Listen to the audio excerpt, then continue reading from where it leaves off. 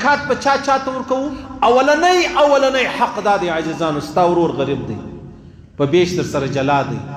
دا تا سره چې کومې روپۍ دا د بابا نه دي دا ستا خپلې دي اول حق ستا د خپل سکني ورور دی ورېږه اول حق ستا د سکنۍ خور دی خور دی په بل واده ده او هغه خاوند یې مزدور دی د ماښام ګولن نه لري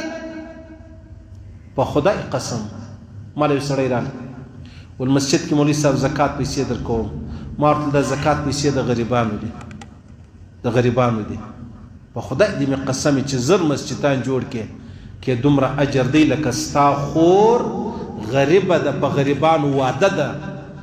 خاوند یې مزدور دی یو ځای چوکیدار دی یا ماسټر دی یا ایپسی دی یا پولیس دی یا باډي ګارد دی یا سکیورټي ګارد دی غریب دی ورسه هغه لرې وروړه په خدای دې مې قسم چې د هغه روپۍ ته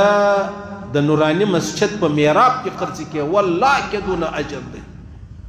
لکه دغه چې څونه اجر دی په دې خبره لږ څه سر خلاصوئ صحیح ده اول خپلې خور ته ورکوئ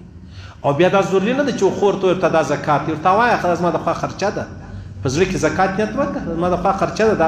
هغې طبیعت مور خرابوه د ورور طبیعت هم مور خرابوه